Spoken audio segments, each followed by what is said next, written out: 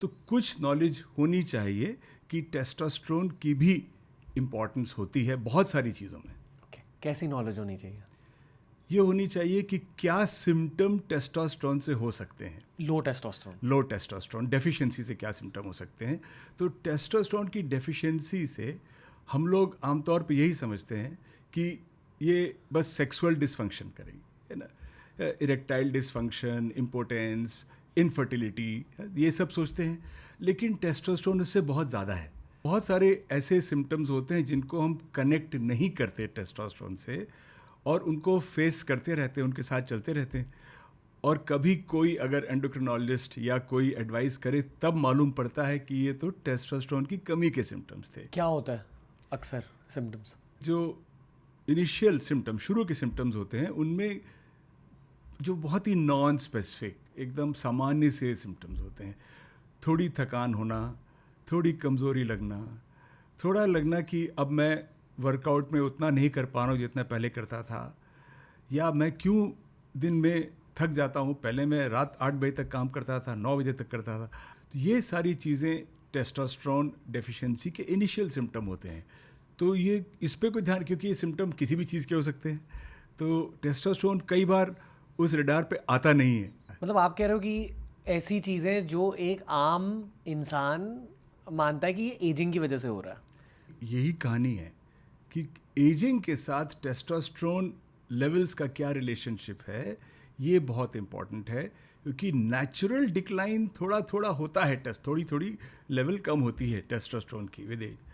लेकिन क्या वो उन सिम्टम्स के लिए जिम्मेदार है, या क्या वो उस लेवल पे पहुंच गया है कि हमको परेशान कर सकता है, ये जानना तभी पता लगेगा जब आप टेस्ट कराएंगे। ओके, थोड़ी रैंडम क्वेश्चन है आपके लिए, ठीक है? आप एक टॉप एंडोक्राइनोलॉजिस्ट हो, आई एम श्योर इतने सारे मर्द आए हैं आपके पास टेस्टोस्टेरोन की ट्रीटमेंट लेने के लिए। तो एज अ डॉक्टर, क्या आप किसी मर्द को देख के ये पहचान सकते हो कि हाँ, इनमें शायद लो टेस्टोस्टेरोन के लेवल्स हो सकते हैं?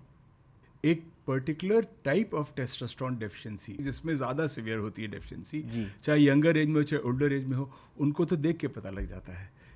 चेहरे पे बाल नहीं होना, ओ, ओके। स्किन का टेक्सचर फ़र्क होना, एकदम फेमिनिन स्किन होना, या बॉडी हैबिटस, बॉडी का जो स्ट्रक्चर है वो मर्दों की तरह ना होना। वो आवर ग्लास फिगर, ऐसा शेप। मतलब ओवरऑल एक बिल्कुल मस्कुलैरिटी नहीं होती। तो ओके। वो तो सीवियर केसेस होते हैं। वो तो हम लोग अपने ट्रेनिंग पीरियड से डायग्नोज करते हैं, ये तो टेस्टोस्टेरोन डेफिशिएंसी है, ट्रीटमेंट करिए, टेस्ट कराइए, ट्रीटमेंट करिए। वो उनमें इतनी गलती नहीं होती है क्योंकि वो क्लियर कट दिखते हैं, और आपका फिजिशियन, जनरल फिजिशियन भी देखेगा तो उसको डाउट होगा जनरली, और वो आपको आगे बढ़ाएगा। जो प्रॉब्लम है वो दूसरी वाली है। प्रॉब्लम है जिनमें बहुत सटल मैनिफेस्टेशन होता है, धीरे धीरे धीरे कम हो रहा है, उसमें नहीं मालूम पड़ता। बट इस तरह के जो सीवियर केसेस होते हैं वो तो यंग एज में भी मालूम पड़ जाते हैं देख के ही। उसमें आपको जेनिटल एग्जामिनेशन भी करना पड़ता है और पूरा एग्जामिनेशन करना पड़ता है, लेकिन चेहरे से भी मालूम पड़ जाता है कई बार। आई अज्यूम कि जेनिटल एग्जामिनेशन में टेस्टिस की साइज़ छोटी होती है। टेस्टिस की साइज छोटा होना बहुत इंपॉर्टेंट चीज़ है। इसमें हम सीवियर केसेस की बात कर रहे हैं। और भी ऑर्गन्स की साइज़ कम हो सकती है, डिपेंड करता है कि किस स्टेज पे शुरू हुआ, कि क्या हुआ, कैसे हुआ। देखो, बॉयज़ ही देख रहे हैं, हाँ इसलिए खुल के बात करेंगे। हाँ मैंने सुना कि पीनस की साइज़ भी छोटी हो जाती हाँ, है। बिल्कुल हो सकती है। That is. ख़ास तौर से अगर अर्ली लाइफ में शुरुआत हो गई हो ना, तो डेवलपमेंट पूरा उतने अच्छे से नहीं हो पाता, क्योंकि ये बचपने में भी हो सकता है। टेस्टिस तो उसमें डेवलप नहीं होती, साथ साथ पीनिस भी डेवलप नहीं होता। एंड औरों में जिनमें बाद में सीवियर डिफिशिएंसी होती है उसमें थोड़ा श्रिंकेज हो जाता है पीनिस का और टेस्टिस का भी। कुछ कुछ ऐसे लड़के होते हैं ना जो खुद के वेट का ख्याल नहीं रखते, पूरे टाइम कोला पीते रहते हैं वगैरह वगैरह, कोल्ड ड्रिंक पीते रहते हैं, जो बहुत ज़्यादा ज़रूरत से ज़्यादा मोटे होते हैं और जिनका आवर ग्लास शेप होता है। Those are likelier candidates for low testosterone, right?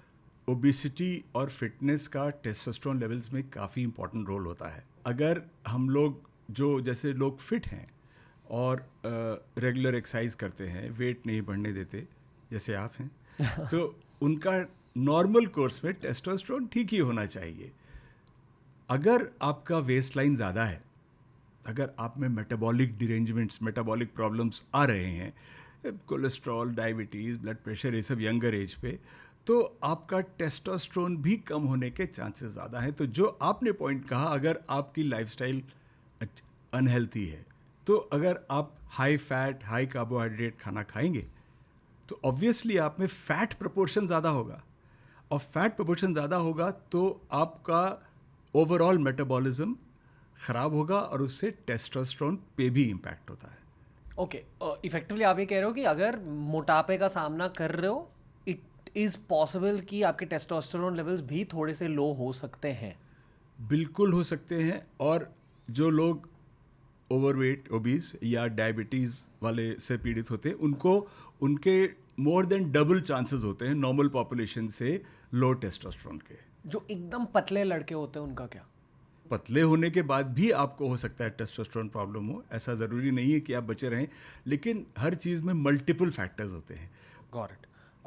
मैं हल्के से रैंट करना चाहूँगा। हाँ, ठीक है। मैं रेगुलरली ब्लड टेस्ट करता हूँ खुद के, और मैं काफ़ी ज़्यादा सीरियस हूँ अपने हेल्थ को लेकर, क्योंकि कम उम्र में ही मैंने सर्जरीज का सामना किया, गॉल ब्लैडर स्टोन हुआ था मेरा, आई वॉज अनहेल्दी।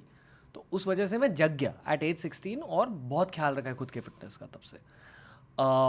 ओवरऑल मैं अभी 32 साल का हूँ। जब मैं आसपास के लड़कों को देखता हूँ, दो टाइप के लड़के हैं आजकल, एक जो हेल्थ ऑब्सेस्ड है, एक जो नहीं है। और ये डिफरेंस ना बहुत ज़्यादा दिखाई दे रही है। जो लोग हेल्थ ऑब्सेस्ड है, अक्सर करियर भी अच्छा जा रहा है, अक्सर दिखते भी ज़्यादा यंग है, दिखते भी ज़्यादा तगड़े हैं। और जो हेल्थ के बारे में सीरियस नहीं रहे हैं, the other problems are starting to accumulate. Aging झट से हो रही है, ऑब्वियसली स्टैमिना कम है। I have friends who are dealing with ED already, erectile dysfunction at 32। तो इसमें रणवीर 2 पॉइंट्स हैं। पहली बात तो हेल्थ अवेयरनेस, एंड उसके लिए जो हम अपने नॉर्मल लाइफस्टाइल में एडजस्टमेंट कर सकते हैं वो हमें करना चाहिए। मसलन कि अगर आप मेडिकल स्टूडेंट हो, तो अगर एक आप आइडियल लाइफस्टाइल तो नहीं कर सकते क्योंकि आपके काम के घंटे ही इतने ज़्यादा हैं, तो आपको उसमें एडजस्ट करना पड़ेगा। बट एक बेसिक लाइफस्टाइल होता है, अपना वेट मेंटेन करना, अपनी डाइट मेंटेन करनी, टाइम से खाना और पूरी नींद लेना, स्लीप। अगर हम ये मेंटेन करते हैं then we are good enough. So मैं ये नहीं चाहता कि सब लोग जिमिंग से ऑब्सेस हो जाएं अपने हेल्थ को लेकर, but precaution, awareness is very important. एक जो दूसरा जो एक ग्रुप है जो अवेयर ही नहीं है, उसमें भी दो डिविजन्स हैं। एक तो जो अवेयर हैं ही नहीं, उनको मालूम ही नहीं, उनसे अगर आप बात करना शुरू करो कि आपका वज़न ज़्यादा है, आपकी हेल्थ गड़बड़ हो रही है, तो उनको लगता है पता नहीं क्या बात कर रहे हैं, आगे जाके देखा जाएगा, जब होगा तब देखा जाएगा। जब आप यंग होते हैं तो आपको कोई भी बात अगर एक्सप्लेन करे इस तरह की, अगर केयरफुल नहीं रहे तो तुम्हें जल्दी हार्ट अटैक हो जाएगा, वो कोई समझ नहीं आता किसी को। आपको यही बोलना है कि अगर आप यंग हैं और आप ये फॉलो नहीं करेंगे तो आपको करियर में दिक्कत होगी, आपको प्रमोशन में दिक्कत होगी, आपको अपनी फैमिली लाइफ में दिक्कत होगी अभी अगले कुछ सालों में। आप 20 साल आगे की बात बताइए तो सब सोचते हैं वो देखा जाएगा, हमें कुछ फ़र्क नहीं पड़ता। मैं 2-3 पॉइंट्स पेश करना बिल्कुल। चाहूँगा ऑडियंस के लिए। पहला पॉइंट ये है कि I just talk about my self and my friends around. या हम स्ट्रेंथ ट्रेनिंग बहुत सीरियसली लेते हैं, बट व्हेन वी से बहुत सीरियसली, हमारा ये मतलब है कि हम हफ्ते में 3 बार करते हैं, वो भी 40-40 मिनट के लिए। So 40 minutes into 3 is about 120 minutes, which is 2 hours of your whole week. I think किसी भी मर्द के लिए ये करना आसान है, सैटरडे संडे को कर लो और एक मिड वीक कर लो। एंड आई थिंक दैट बस ये करना, 120 मिनट्स ऑफ स्ट्रेंथ ट्रेनिंग आपको एक पाथवे दे देता है ग्रोथ के लिए, because then you automatically start becoming serious about your diet वगैरह। उसके अलावा मैं स्ट्रेचिंग कर लेता हूँ 10-15 मिनट की हर दिन, and I focus on my sleep. ये मेरे 3 लाइफस्टाइल पिलर्स हैं। बाकी ठीक है, कभी कभी डाइट सेट रहता है, कभी कभी डाइट सेट नहीं रहता। I try my best, but the attempt is what matters.